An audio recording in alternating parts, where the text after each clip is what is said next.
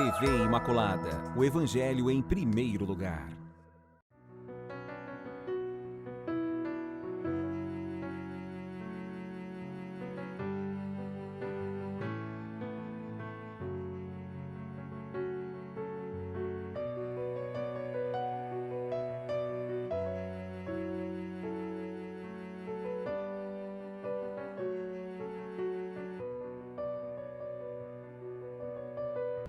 Olá, uma saudação muito carinhosa para você que está aqui participando da programação da TV Imaculada, e a partir de agora nós estamos iniciando o programa Respostas.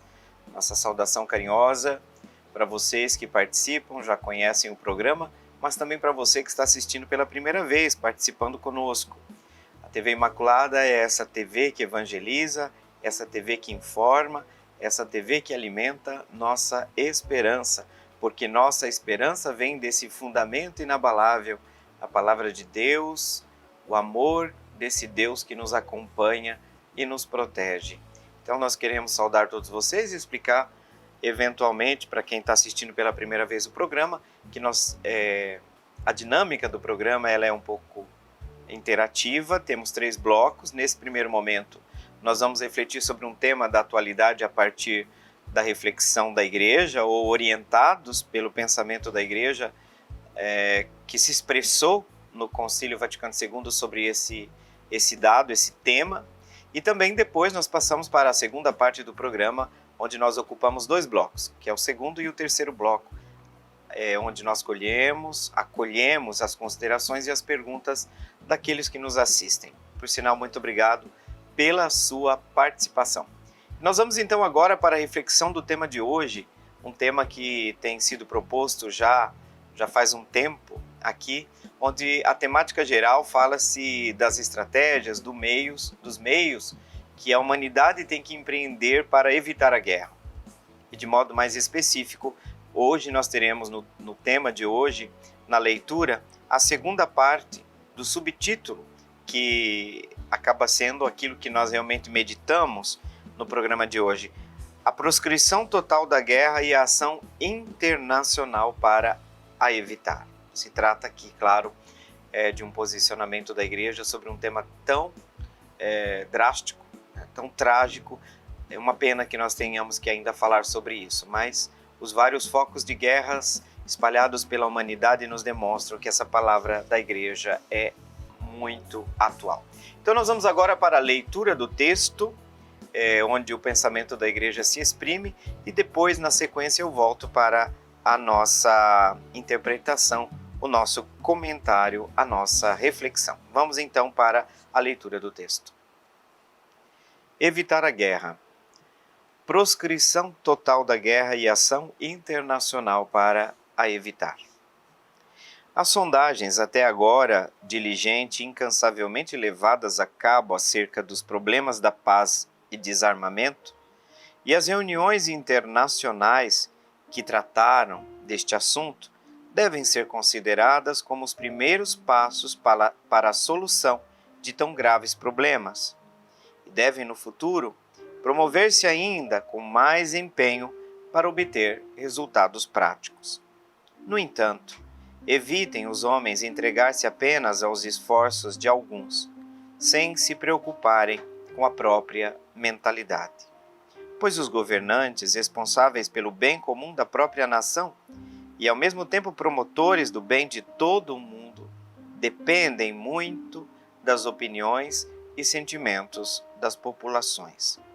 Nada aproveitarão com dedicar-se à edificação da paz, enquanto os sentimentos de hostilidade, desprezo e desconfiança, os ódios raciais e os preconceitos ideológicos dividirem os homens e os opuserem uns aos outros. Daqui a enorme necessidade de uma renovação na educação das mentalidades e na orientação da opinião pública. Aqueles que se consagram à obra de educação, sobretudo da juventude, ou que formam a opinião pública, considerem como gravíssimo dever o procurar formar as mentalidades de todos para novos sentimentos pacíficos. Todos nós temos com efeito de reformar o nosso coração. com os olhos postos no mundo inteiro e naquelas tarefas que podemos realizar juntos para o progresso da humanidade. Não nos engane uma falsa esperança, a não ser que, pondo de parte inimizades e ódios, se celebrem no futuro pactos sólidos e honestos acerca da paz universal. A humanidade que já agora corre grave risco chegará, talvez, desgraçadamente, apesar de sua admirável ciência, àquela hora em que não conhecerá outra paz além da horrível tranquilidade da morte. Mas, ao mesmo tempo que isto afirma, a Igreja de Cristo, no meio das angústias do tempo atual, não deixa de esperar firmemente. A nossa época, quer ela propor uma e outra vez, oportuna e inoportunamente, a mensagem do apóstolo. Eis agora o tempo favorável para a conversão dos corações, eis agora os dias da salvação. Gaudium et Spes. Diversos elementos implicados nesse processo de envolvimento de toda a humanidade na construção da paz. De modo especial, no aspecto não só prático, mas a parte do documento hoje fala que não basta a gente buscar estratégias se nós não mudamos a mentalidade. E não mudando a mentalidade, nós temos o problema hoje. Nós podemos falar até que a opinião pública hoje é um poder extraordinário, ganhou muita importância na nossa chamada sociedade digital, e tem muita gente que se deixa governar ou governa a partir dessa sensibilidade pública que aparece no que nós chamamos de opinião pública. Então, se os governantes estão à mercê desse tipo de poder, um trabalho de conscientização, de mudança de mentalidade é urgente. Sobretudo, essa tarefa, ela tem que começar urgentemente no campo da educação dos jovens. Então, o documento começa hoje, nessa parte, falando que tudo aquilo que tem sido feito, inclusive em âmbito internacional, são passos, ou vamos chamar assim, primeiros passos para a solução. Mas que no futuro nós temos que caminhar para para a promoção de um empenho muito mais intenso. Mas não basta a gente pensar em estratégias práticas para evitar a guerra, mas aí vem um grande trabalho, um grande esforço da formação da consciência das pessoas, Que aí a gente precisa mudar de mentalidade. Mudar nossa comunicação, mudar nossa forma de ver o mundo para que possamos de fato reconstruir os caminhos da paz, da fraternidade, ou, melhor dizendo, podemos usar um termo da campanha da fraternidade desse ano, da amizade social. Veja, os governantes, de fato, eles se deixam hoje levar muito por aquilo que eu já comentei com vocês, que é a opinião pública, E ali nessa opinião pública se exprime a mentalidade, os sentimentos das populações. E não vai adiantar que nós nos empenhemos, nos dediquemos de maneira bastante enfática, à edificação da paz, enquanto os sentimentos, a mentalidade de hostilidade, de desprezo, de desconfiança, de preconceito, continuarem governando a mente das pessoas. Então aqui se trata realmente de uma conversão, gente. Realmente de uma conversão. Veja, nossos corações são levados por estes sentimentos? É uma pergunta que nós podemos nos fazer. Até porque nesse tempo de quaresma é preciso a gente visitar a nossa consciência e identificar o que nós chamamos de sombras. Essas sombras que por vezes são camufladas em uma pseudo-ideia de bem.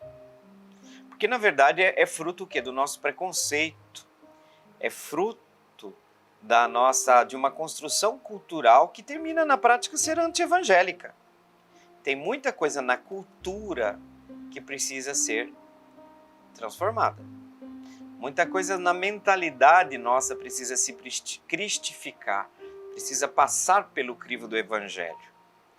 E aqui, realmente, é um trabalho muito grande da educação, sobretudo dos nossos jovens, né? E por quê? Porque esses preconceitos, essa hostilidade, esse desprezo, essa desconfiança próprias do clima de polarização que nós estamos vivendo hoje dentro da nossa nação. Eu acredito que a campanha da fraternidade vai incomodar muita gente, sabe por quê? Porque a gente está fingindo que nós estamos bem, mas nós estamos profundamente divididos. Sempre falo que as nossas comunidades foram arrasadas por campanhas eleitorais onde elementos políticos e religiosos se misturaram.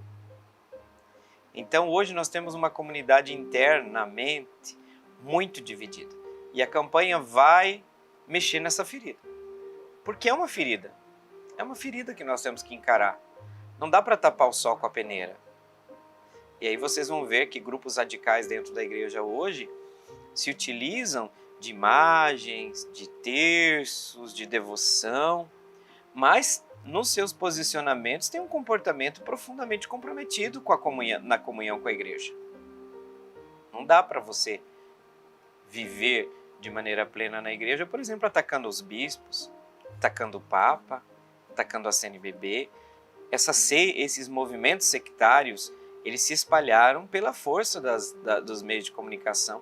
Até porque esse pessoal tem muito dinheiro, tem duas coisas que eles têm, muito dinheiro e muito ódio. Duas coisas que... Então, assim, estão criando dentro das comunidades, junto com esse magistério paralelo, uma força de gerar, né? Gera uma força de ódio, de intrigas terríveis.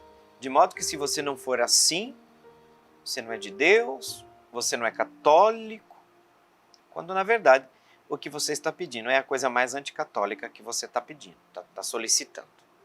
Então o dever começa em casa.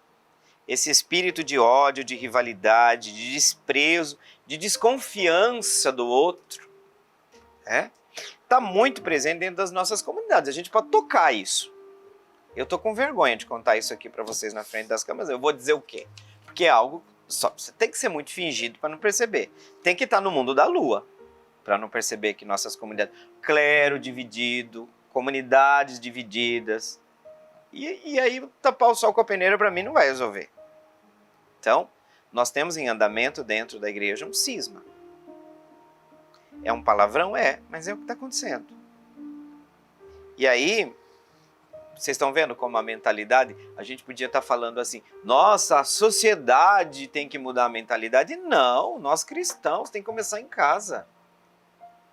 Tem muita gente com mentalidade anti-evangélica, usando interpretações fundamentalistas dos textos sagrados para justificar o ódio. Isso que é o mais estranho. Para justificar o ódio que tem, os preconceitos. E aí a gente precisa perceber que tudo isso vai continuar alimentando divisão, brigas, as maledicências, as difamações, as calúnias, porque o extremista não aceita o outro, ele tem que ser eliminado. Não há diálogo. Então, olha só, nós temos que mudar a renovação na educação das mentalidades, olha só. Orientação da opinião pública. Existem grupos que estão trabalhando enfaticamente, ideologicamente, para criar uma alteração da mentalidade e da percepção das pessoas por meio das redes sociais. Então você manda ali um vídeo, 2 vídeos falando do Papa, ele é criado como um monstro, né? E você cria uma imagem que no final do 4º vídeo você quer matar o Papa. Desculpa falar assim, me perdoem, mas eles lidam com o psicológico porque, claro, evocam sentimentos bons, mas para fazer o mal. A conclusão desse caminho é maléfica. Eu sempre falo que o diabo tem uma coisa que ele sabe fazer, é travestir-se de anjo. O diabo foi um anjo, né? Foi um anjo. Esse era o trabalho dele antes, se rebelar, como a gente costuma. Se você for pegar a história da tradição, da personificação do mal naquilo que nós chamamos de diabo. Ele era um anjo, ele não aparece com rabo cuspindo fogo, não. Ele aparece às vezes de batina, terço na mão. O diabo sabe usar essas coisas. O diabo citou a palavra de Deus lá no deserto com Jesus. Você já leu isso? Você sabe o que isso significa? O diabo cita a Sagrada Escritura para Jesus. Olha, ele cita um salmo. O Senhor deu uma ordem aos seus anjos para em todos os caminhos te guardarem. Pode pular daqui, não tem problema não. Você acha que Deus vai te deixar na mão? Jamais. Está na palavra. Vocês estão vendo? Então não é só a gente lidar contra o mal quando ele se aparece objetivamente, o que seria mais fácil, mas com o bem aparente. Essa é a verdadeira tragédia. Com o bem aparente. E aqui nós vamos ter que formar as mentalidades, o documento fala, com novos sentimentos pacíficos. Bem-aventurados os pacíficos. Bem-aventurados os pacíficos. E eu não estou falando aqui de um pacifismo militante. Estou falando aqui de um espírito cristão que está sendo violentamente obscurecido por essa insanidade desse clima de polarização que a gente está vivendo. Né? É uma vergonha. E por outro lado, terminando o texto de hoje, a igreja também fala assim, olha, não vamos nos enganar, não vamos criar uma falsa esperança, tá? Por quê? Se a gente não colocar de lado, de parte, inimizade, ódio, nós não vamos conseguir criar essa paz. Ou talvez nós vamos criar aquela paz que é a mais terrível, é a paz que gera a tranquilidade da morte. Aí é a paz de cemitério, né? E aí a mensagem do apóstolo ganha total atualidade. Eis agora o tempo favorável para a conversão dos corações. Eis agora os dias da salvação. Tomar muito cuidado, que muitos grupos de WhatsApp, muitos grupos de internet estão alimentando rivalidades, ódios, divisões. E aí a gente precisa realmente fazer um trabalho que nos ajude e que o Senhor nos acompanhe nessa construção, na reconstrução de uma sociedade mais justa, de uma sociedade mais pacífica, para que o mal da guerra seja debelado do nosso meio definitivamente. Chegamos ao final então do primeiro bloco, muito obrigado pela sua presença e vamos agora para o nosso intervalo e vamos voltar na sequência, até daqui a pouco.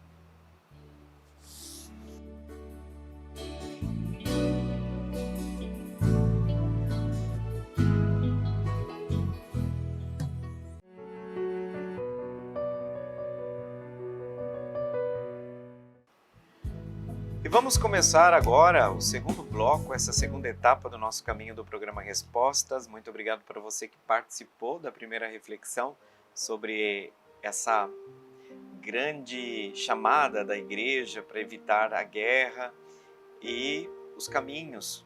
Me parece que os caminhos traçados são muito importantes para que nós possamos realmente pacificar este mundo.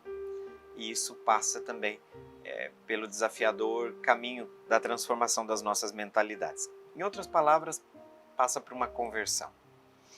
Pois é, por falar em conversão, nós estamos agora no tempo da campanha da fraternidade. De fato, na leitura do texto da Gaudium et Spes, nós terminamos com a citação do apóstolo, eis o tempo favorável, eis o tempo de conversão. Exatamente por isso que a gente vai começar a pergunta de hoje, do segundo bloco do programa Respostas, é um tema pertinente, então, ao tempo que nós estamos iniciando. Iniciamos na quarta-feira de cinzas. É um tempo de graça. E eu falo que é um tempo de graça porque o cristão não vai olhar para as sombras, nós não vamos olhar para os nossos pecados de maneira a buscar, né, nossa autodestruição, mas nossa transformação. O deixar-se transformar, assumir nossas sombras, nossos pecados, nossos egoísmos, nossa mentalidade anti-evangélica, que cria tudo aquilo que a gente pensar de anti-evangélico, vai construir guerra entre nós. Vai construir tristeza. Se o evangelho é o caminho para a realização plena do humano no divino, na proposta de Deus, tudo que for contrário a isso vai desconstruir a paz entre nós, vai desconstruir o bem, vai gerar violência. E aí a gente tem que tomar muito cuidado com isso, né? Inclusive aqui na TV Imaculada tem uma coisa que a equipe sempre preza, é tentar realizar uma comunicação para a paz, uma comunicação não violenta. Eu sei que até dentro da dinâmica do programa Respostas, às vezes a gente confronta certas mentalidades, mas essas mentalidades elas são confrontadas exatamente nesse ponto, onde são mentalidades que propagam uma comunicação violenta, que motivam esse clima, né, bélico, esse clima de intrigas e de guerras dentro da própria comunidade cristã. Então a gente precisa se converter mesmo, mas a gente não se converte se você não se dá conta, se você não toma consciência, você, daquilo que são nossas sombras. O que na minha mente reproduz o pensamento de Cristo e o que na minha mentalidade, no meu modo de ver o mundo, se opõe a essa mesma mentalidade de Cristo? É uma pergunta importante. Isso tudo dito, eu penso que podemos usar como um preâmbulo para abordarmos a pergunta da Emília, lá do bairro Los Angeles. Nós estamos falando aqui de Campo Grande, Mato Grosso do Sul. Pode ser que você seja de outra parte do Brasil, que acessou o programa por meio da Parabólica. Seja muito bem-vindo. O bairro Los Angeles é um dos bairros aqui da capital do Mato Grosso do Sul. Não esqueçam, do Sul, tá, gente? O bairro Los Angeles é um dos bairros aqui da nossa capital. Muito obrigado pela participação de vocês e um carinhoso abraço, uma saudação para os moradores do Jardim Los Angeles. Pergunta da Emília. Padre, quais são os dias em que é obrigatório o jejum e abstinência na quaresma? Muito obrigado, Emília. Eu falei para vocês que era uma pergunta pertinente, porque, inclusive no meu WhatsApp ontem, tinha gente perguntando por que há muita confusão hoje? Há muita confusão porque tem gente bem extremista nas redes sociais, por exemplo, determinando a obrigatoriedade do jejum e da abstinência em todas as sextas-feiras da quaresma. Essa obrigatoriedade juridicamente não existe. Não existe. E o que existe? É isso. Gente, bom senso. A famosa Nossa Senhora do Equilíbrio evoca, porque na internet tem gente doida. Tá, muita gente doida. Bom, cuidado, vou te alertar. Mas tá lá o nome católico. Gente, católico até o... lembra que os espíritos impuros diziam de Jesus, eu sei quem tu és. Conhece. Mas não trabalha para ele.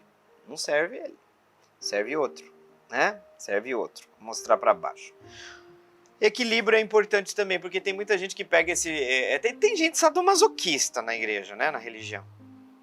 Então pega esse tempo para viver a quaresma de maneira sombria. Sabe aquele mau humor de alma que a pessoa tem? Ela chama isso de penitência. Não, o clima penitencial da quaresma é voltado para a Páscoa.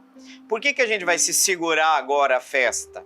Por que a gente não vai cantar o Glória? Porque você não começa a festa antes da festa. Eu vou dizer assim de maneira bem simplória. Mas não é tristeza. Quaresma não é tempo de tristeza. É tempo de recolhimento, de silêncio, de deserto. Vem dor por causa que quando a gente conhece um pouco as nossas sombras e a gente olha o amor de Deus, a gente fala, poxa vida, podia ser melhor, né? Podia melhorar isso. Inclusive lá na São Domingos, quando eu presidi a Eucaristia da distribuição da CISA, eu dei um exemplo lá muito claro. Eu falei, olha, o padre tem várias coisas que ele está querendo trabalhar nessa quaresma. Uma delas, eu sou um monstrinho no trânsito. Você acredita? Gente, esses dias eu xinguei alguém no trânsito. Foi. Você imagina se é alguém paroquiano lá da abadia, lá do santuário onde o padre trabalha? O povo deu risada. Eu falei, vocês dão risada, mas é sério. É sério, né?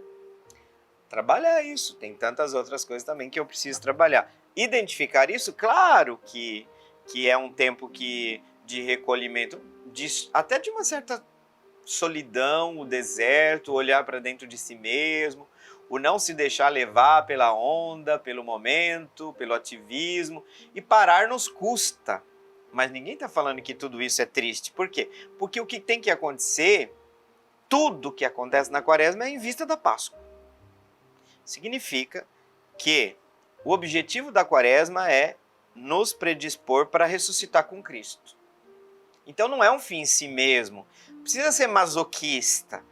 O cristão não cultua o sofrimento, ele ressignifica o sofrimento. São Maximiliano Maria Kolbe é um exemplo fantástico. Num momento trágico da vida dele, ele deu o maior testemunho de santidade, de entrega, de amor. A gente ressignifica o sofrimento, a gente não deseja o sofrimento. O cristão não procura o sofrimento. Nem Jesus procurou a cruz, no sentido de que eu quero, Pai, se podes, afasta de mim esse cálice. Mas ele falou, eu estou disposto a tudo, desde que a sua vontade seja realizada na minha vida. Isso significa que o cristão não é masoquista. Mas aí Jesus fez da cruz a fonte da nossa salvação, onde o amor se exprimiu na máxima potência, o poder de Deus, de redenção de Deus, desencadeia então todo o processo de reversão das sombras, da escuridão na qual a humanidade estava implicada. Então, dizendo agora de maneira bem prática, feito todo essa contextualização na quaresma, por quê? Porque o jejum e a abstinência de carne são meios que a igreja apresenta e continua apresentando a campanha da fraternidade, apesar das más línguas falarem. A campanha da fraternidade deixa absolutamente intacta todas aquelas propostas que sempre foram feitas para a quaresma. Entendeu? Os meios propostos, jejum, a esmola, a oração, período de conversão, tudo isso permanece absolutamente intacto, tá? Então é só maldade de gente desinformada, de gente maldosamente orientada. Porque essa gente é maldosa também, tá? Não vem com carinha de santo rezando Ave Maria pra mim, que gente, o que eu já encontrei de gente ruim dentro da igreja, eu vou te falar pra vocês, o cara quando dá pra ser ruim, achando que ele é bom, é dos piores. Porque ele faz e sorri ainda, ele te enfia a faca sorrindo, porque ele tá fazendo a vontade de Deus. Tá bom? Tem um Deus que justifica a maldade dele. Pior tipo de gente, tá? Eu digo isso pra vocês com tristeza, porque assim, o cara ele não tem senso, ele acha que ele está fazendo porque é o bem que ele está fazendo, né? Então a gente tem que tomar muito cuidado com isso. Tem muita gente por aí. Tem alguns vídeos que eu falo para vocês, chega uma hora que me dá vontade de vomitar. Tem hora que me dá vontade de vomitar. Os vídeos agora que estão inventando que o cartaz da campanha exprime as cores do movimento LGBT. Aliás, esse povo é fixado nisso, viu, gente? Deve ser tudo enrustido, deve ser tudo com problema. Essa gente tem problema. Essa gente tem problema. Porque, gente, a sexualidade para eles parece que é a única coisa do mundo.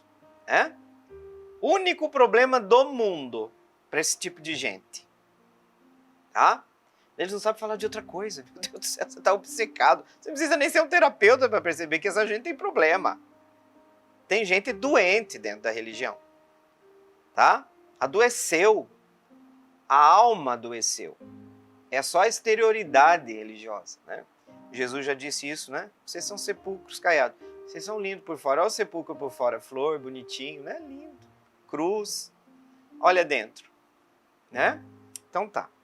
Feito esse desabafo, que acho que o padre também precisa às vezes se converter, e precisa às vezes não, precisa sempre, mas é verdade. A gente precisa voltar à sanidade mental, porque você pode ser doido, mas você não pode se tornar um youtuber, um chatólico, que está aí tendo uma avassaladora adesão de pessoas que estão achando isso absolutamente normal. Não.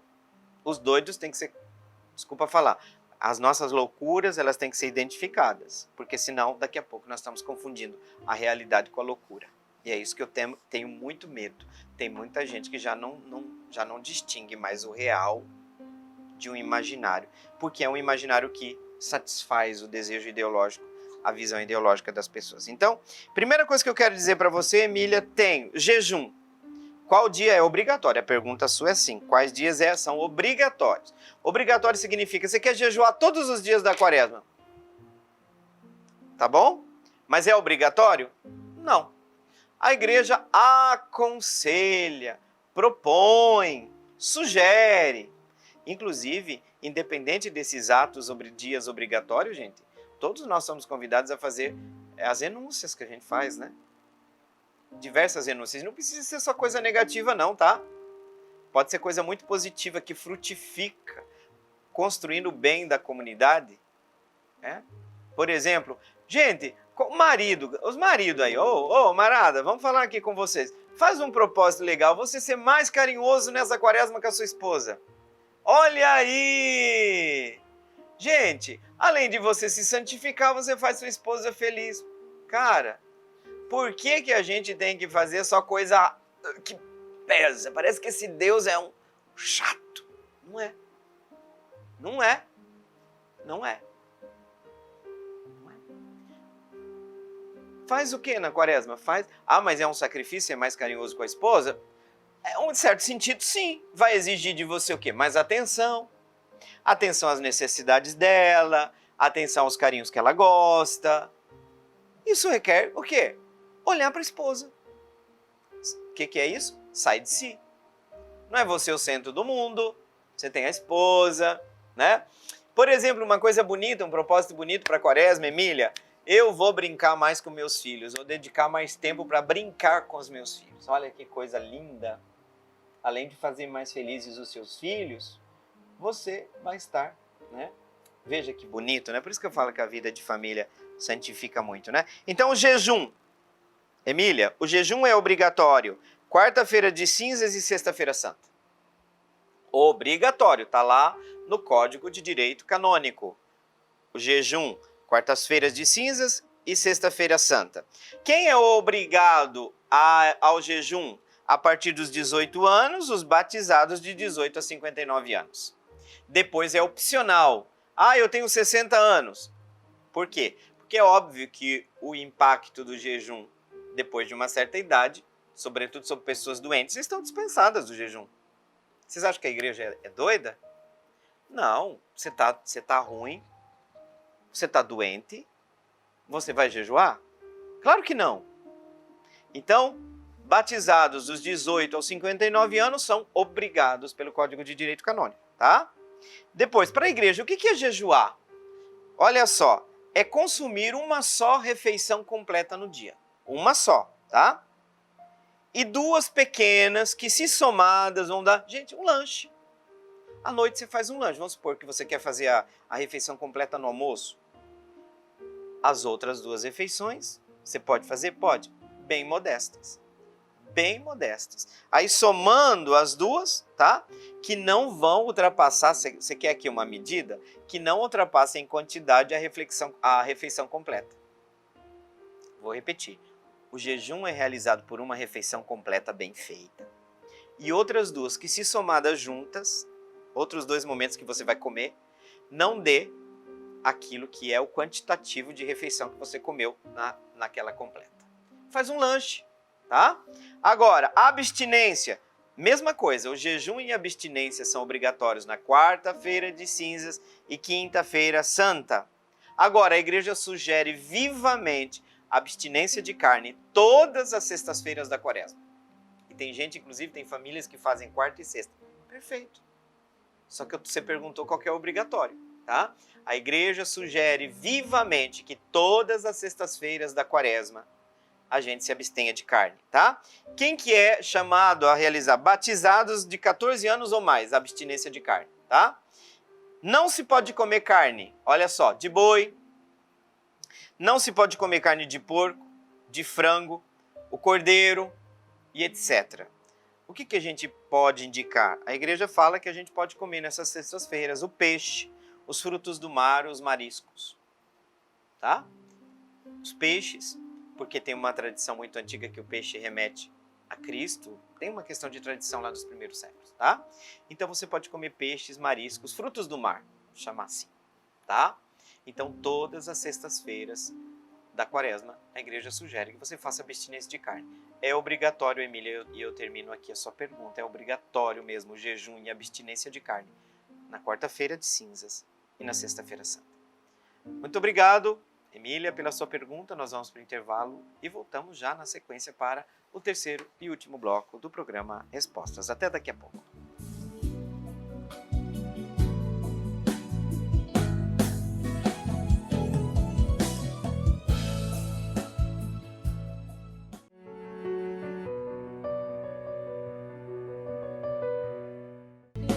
volta para o terceiro e último bloco do programa Respostas. Estava falando a pergunta da Emília, a pergunta anterior, e no intervalo alguém perguntou sobre o ovo, né? Se pode comer sem problemas, sem problemas. E de fato, gente, uma das coisas que hoje muita gente está questionando por exemplo, na Sexta-feira Santa, você não come carne, mas aí você compra o peixe, que o preço está lá nas alturas, faz uma bacalhoada. Hoje você falar para uma parcela importante da sociedade, você pode comer frutos do mar. Quem é que pode comprar frutos do mar hoje, gente? Então eu penso assim, que na Sexta-feira Santa, a gente não come carne, mas faz aquele banquete de peixes. Para mim, isso sinceramente compromete o significado mais profundo do jejum, porque essas coisas, essas modalidades, essas propostas, digamos assim, essas ações quaresmais, elas têm um propósito. Todos eles ligados ao contexto integral da nossa vida humana e espiritual. E uma das coisas que a gente trabalha na Quaresma é a reconciliação com Deus e a reconciliação com o próximo. Porque o amor a Deus se testemunha de modo muito mais específico, se concretiza também no nosso amor ao próximo. E aqui, as renúncias que a gente faz de carne, por exemplo, durante a Quaresma, qual que seria o ideal? O sentido bíblico é o sentido de olhar para quem tem fome, para quem vai ter que fazer jejum, porque não é jejum, está fazendo, está com fome. O que a gente tem é vontade de comer. Fome eu e você não temos. Não passamos por isso. Então o ideal seria que, até em casa, você ensinar para o seu filho, olha, hoje nós não vamos comer carne, mas o dinheiro que nós iríamos comprar essa carne, nós vamos juntar, no final do mês nós vamos fazer uma doação para quem tem fome, para quem tem necessidade. Então o objetivo do jejum, porque Jesus mesmo falou, o alimento não é o que entra, é o que sai do coração. Então a gente precisa entender esses jejuns dentro da perspectiva do Evangelho. E é libertador você jejuar. Muitas pessoas jejuam para quê? Para emagrecer, uma questão estética. Mas o jejum, pensado dentro da dinâmica da Quaresma, é uma trajetória de conversão, se une a um caminho de conversão. E o que o jejum lembra? Domínio pessoal, autocontrole. No excesso do jejum, o que a gente tem? A gula. E o que é a gula? É o descontrole do domínio de si mesmo. Vou comer, comer, comer, comer, comer, comer. Então o jejum é educação para a sobriedade, para aquela capacidade de renúncia, para ser capaz de sentar numa mesa e dizer, eu tenho isso, isso, isso, mas não, nesse momento, eu não vou me apossar de tudo isso. É o exercício do domínio próprio, porque muitas vezes o inimigo está dentro, é nós, né? Somos nós. Com a nossa capacidade de sobriedade, até o jejum deveria nos fazer pensar, não é hora da gente começar um estilo de vida mais simples? Até porque tem questões ecológicas sendo colocadas hoje. Nós vamos conseguir manter esse estilo de vida que nós temos por muito tempo? Eu acredito que a resposta é óbvia. Não. E daí? Nós temos que viver assim? Todo dia uma roupa, sabe? Essa sociedade consumista que a gente vive? A gente vai ter que parar com isso uma hora. Por quê? Porque os recursos, ditos recursos naturais, nem todos eles são renováveis. Nós vamos ser forçados a repensar o nosso estilo de vida. Por enquanto a gente está falando, a igreja está alertando, mas tem muita gente que não está ouvindo, não. Mas vai chegar uma hora que a gente vai ter que ser obrigado a repensar nosso estilo de vida. Esse consumismo desenfreado não tem como manter. Não tem como manter. Tá? Então, a vida vai nos bater na nossa porta e vai dizer, olha, ou vocês mudam de vida ou o planeta vai colapsar. Vai entrar no colapso. Não é só uma questão que você precisa ser muito inteligente para pensar. Tá? Nosso estilo de vida precisa ser repensado. O jejum nos ajuda a repensar o nosso estilo de vida. né? Eu falo assim, tem famílias que fazem coisa muito bonita. Olha, filho, esse mês é a quaresma, nós não vamos, quando nós sairmos, você não vai tomar sorvete. Só que daí você tem que conversar com a criança, porque aqui é evangelizar, né? E o dinheirinho que você vai separar, você gastava 2, 3 reais para comprar os... Você junta numa caixinha e no final nós vamos ajudar alguém que precisa, né? Esse é o sentido, é o significado, nos despertar para a dor do outro, para a fome do outro, para a preocupação do outro, o amor ao próximo, tá? Então, por favor, vamos entender bem o jejum bíblico, é o jejum cristão, entendido dentro da perspectiva cristã, que visa dentro da quaresma, que tem um objetivo específico dentro da quaresma, enquanto caminho de conversão, de purificação, para nossa salvação integral. Muito bem, vamos para a pergunta da Maria Auxiliadora, já que a gente também foi além com a pergunta da Emília, né? Mas foi bom falar também um pouco sobre isso. A Maria Auxiliadora vai tocar numa pergunta que eu já, mais ou menos, eu já toquei para você, já conversei. A Maria Auxiliadora é lá de Corumbá, Mato Grosso do Sul, aqui no estado. Corumbá, que bênção. Saudação muito carinhosa a todos vocês de Corumbá, né? Pantanal. Eita, nosso Pantanal maravilhoso. Se não cuidar, a gente vai acabar com ele também, né? Mas tá aí. Vamos cuidar do nosso Pantanal, né, gente? Cuidar da criação. Nós cristãos vamos dizer assim, vamos cuidar da criação. Porque tudo que foi criado por Deus. Você imagina, você está destruindo aquilo que Deus criou. E o pessoal não confessa isso não, né? Eu estou esperando o dia antes de morrer. Padre, eu quero confessar que eu poluí o rio. Padre, eu quero confessar que eu não deixei a mata ciliar. Esperando, quem sabe um dia, né? Quem sabe um dia o padre realiza o sonho dele. Tá bom? Vamos lá? Qual a mensagem da campanha da fraternidade deste ano? E por que tem grupos que não aceitam e ainda fazem relações com determinados grupos que não fazem parte da igreja? Primeira coisa que eu quero dizer, a mensagem da campanha da fraternidade desse ano, né? Nós temos aí como tema, né? Fraternidade e amizade social. E tem uma coisa muito bonita acontecendo esse ano, Maria Auxiliadora, é que já tem 60 anos desde que surgiu a campanha da fraternidade. A campanha da fraternidade surgiu em 1964. Por isso, há 60 anos que a campanha da fraternidade vem mobilizando o Brasil num verdadeiro mutirão de evangelização e de conversão. Porque quando nós falamos jejum, esmola e oração, a dimensão da esmola normalmente a gente analisa assim. A quaresma tem que nos converter na dimensão pessoal e social, enquanto a conversão nos predispõe ao amor ao próximo. É porque a gente não se converte que a gente é indiferente à dor do mais pobre. É porque a gente não se converte que a gente não olha para a dor daquele que tem fome, daquele que não tem saúde, daquele que não tem educação. É sinal do pecado. Muito pelo contrário da leitura que vê isso como sinal de uma sociedade natural e a vontade de Deus. Jamais. São sinais sociais da estruturação entre nós do pecado. O pecado, ele tem fonte pessoal, mas ele também se estrutura na dimensão social. Tá? Comunitária. Nossa sociedade, nosso mundo, por vezes está distante de Deus, por quê? Porque a mensagem do mundo se estruturou em torno da contraproposta. A mensagem do Evangelho, a mensagem de vida e vida à abundância para todos. Então, 60 anos da campanha da fraternidade, que tem como tema, então, fraternidade e amizade social. E normalmente a campanha da fraternidade lida com uma ferida.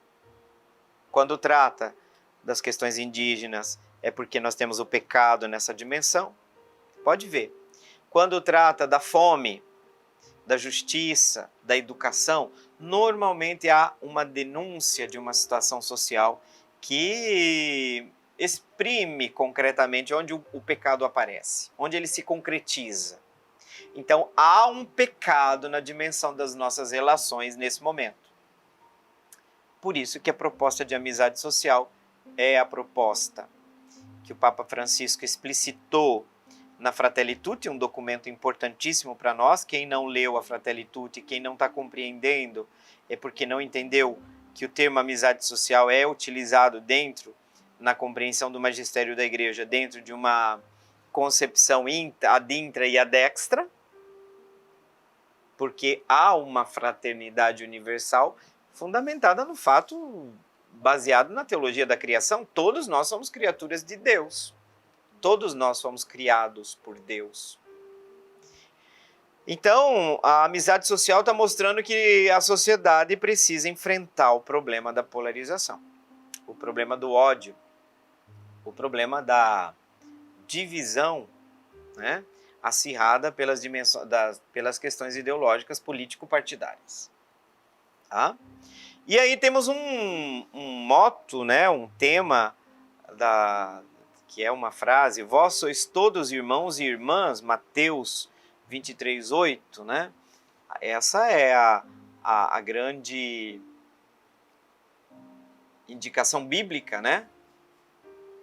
Indicação bíblica: vós sois todos irmãos. Inclusive o texto base da campanha é um texto belíssimo, onde nós vamos perceber a teologia da campanha da fraternidade. Pouca gente lê, infelizmente, e tem muita gente empenhada em difamar a campanha da fraternidade, porque, de fato, estabeleceram dogmas que são baseados nas próprias ideologias político-partidárias. Por quê? Porque muita gente na igreja está confundindo religião com política. E aí identificou de maneira maniqueísta o mal com um determinado modo de ser cristão, que é um modo de ser cristão, porque nem todo mundo na igreja pensa. Só que daí isso, de maneira extremizada, cria essa contenda e essa rivalidade, onde oponentes políticos são realmente inimigos. E aí eu tenho que destruir o outro, porque o outro é causa da minha infelicidade. Então aí todo extremismo é um processo que gera morte, que gera violência e que se justifica. Eu tenho que acabar com o outro. Inimigo bom é inimigo morto. Pessoa que não se encaixa nos moldes da minha ideologia. E a gente cria a bolha. Quem está fora da bolha não pode existir. Então, aqui, de maneira muito clara, a gente percebe que pelo preconceito, pelo racismo, né, muitas pessoas queriam um Brasil, um grupo aqui, outro, né? Tá? E aí a gente percebe que esses grupos têm uma intenção mais política do que religiosa, Maria Auxiliadora. Eles querem justificar uma mentalidade extremista, que eu digo que direita, esquerda, centro, são linhas políticas absolutamente imprescindíveis dentro de uma democracia. Porque a partir do momento que a gente tiver só uma linha, nós já estamos falando de do quê? Nós estamos falando quando você tem uma única perspectiva, você não pode falar mais de democracia, você está falando de uma ditadura. Então, é normal que uma sociedade tenha visões à direita, visões ao centro, que tentam conciliar um pouco os dois aspectos, e visões à esquerda. Normal. Qual é o problema? Quando um ou outro lado assume posturas extremas. O extremismo atual, por exemplo, que acontece. Eu sempre falo, toda vez que eu uso extrema direita, tá? O extrema é por respeito às pessoas que são de direita. Quando eu uso extrema esquerda, eventualmente se eu vou usar, o que acontece? Por respeito a quem é de esquerda, na sua orientação aqui, já estamos falando do elemento político partidário, que eu não entro aqui. Mas o extremismo nós temos que entrar, porque todo o extremismo gera morte, gera violência, gera segregação, gera fanatismo, gera fundamentalismo. E é um problema muito sério, porque de fato esses grupos têm atacado o Papa, têm atacado a CNBB, têm atacado a campanha da fraternidade. E essas pessoas precisam ser urgentemente alertadas que elas estão comprometendo profundamente a sua comunhão com a igreja. Não se pode mais falar de uma comunhão plena com a igreja alguém que tem rancor até do Papa. Só, é o mesmo grupo, viu, Maria Auxiliadora? O pacote é esse.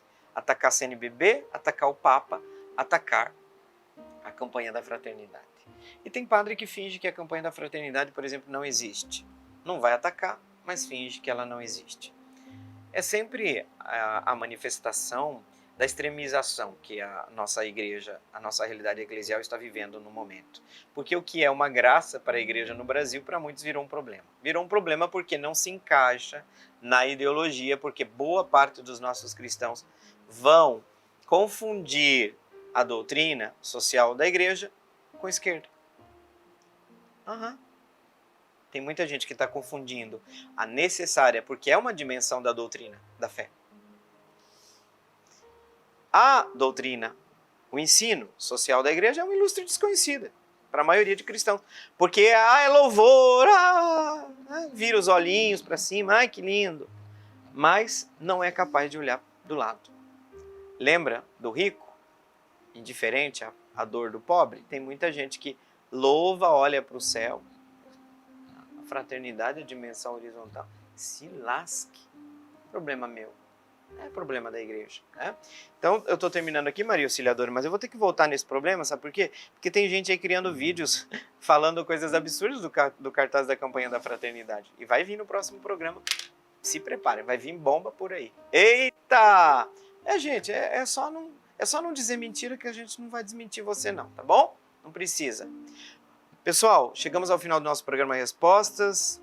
Quero pedir a bênção de Deus, sobretudo para que nós tenhamos um tempo quaresmal de reflexão, de retomada do nosso caminho de santificação, de aperfeiçoamento, de maturação na fé e na vida humana, porque as duas coisas estão profundamente entrelaçadas. Então pedimos a bênção de Deus, o Senhor esteja convosco, Ele está sempre no meio de nós, que pela intercessão de Maria Imaculada desça sobre você, sobre sua vida, sobre seus projetos, sobre seus planos e também sobre sua caminhada quaresmal, a bênção de Deus Todo-Poderoso, Pai e Filho e Espírito Santo. Amém. Gente, deixo aqui um grande abraço, um desejo de que vocês tenham todos uma frutuosa quaresma. Salve Maria Imaculada!